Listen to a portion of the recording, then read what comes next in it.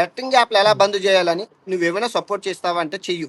నేనైతే వీడియోలు చేస్తూ ఉంటాను. అది ఎన్ని రోజులు 101% బెట్టింగ్ యాప్ కి అదే సంబంధించి నేను దాన్ని ఏకీభవించను. అది తప్పుని తప్పుగానే see, చెప్తాను. ఆ తప్పు ముందు నుంచి అలా ఉన్నాను, ఇప్పటికి అలానే నువ్వు ఉంటాను, ఫ్యూచర్ లో కూడా అలానే ఎక్స్పోజ్ ఉంటాను. చెయ్యాలి అనుకున్నా కూడా చెయ్యు. సోకాల్ పీపుల్ నేను ఎలాగైతే ఎక్స్పోజ్ చేస్తున్నానో నీకు ఆధారాలు చూపించాను.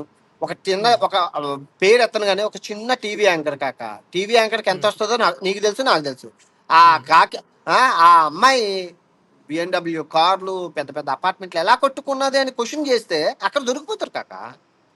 మీకు ఎలా వస్తున్నాయి? ఫస్ట్ ఆఫ్ ఆల్ మీకు ఎలా కరెక్టే. వస్తున్నాయి? డబ్బులు ఎలా నేను వస్తున్నాయి? ఇగో నేను మీకు నేను ఖచ్చితంగా ఒక క్లారిటీ ఇవ్వగలుగుతాను. ఇట్లాంటి విషయాలలో మనం భయపడము. భయపడనే విషయం నీకు కూడా క్లారిటీగా తెలుసు.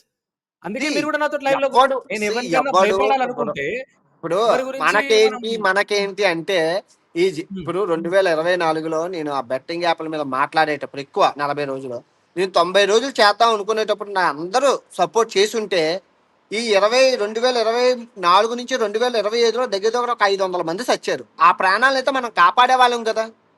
హ్మ్. ఇప్పుడు ఆపేసాను. అవేర్‌నెస్ లేదు. ఎవరు కాకా రోడ్డు మీద డబ్బులు ఎగరేసారు. స్టేజ్‌కి వచ్చేసారంటే ఎవరిది తప్పు? అవేర్‌నెస్ లేకపోవడం తప్పు. అదే గనక నేను అవేర్‌నెస్ చేసేసి లేకపోవడం తప్పు. ఇట్లాంటోళ్ళకు ఇంకా ఫాలో బటన్‌లు కొట్టి అట్లనే పెట్టడం ప్రజల తప్పు.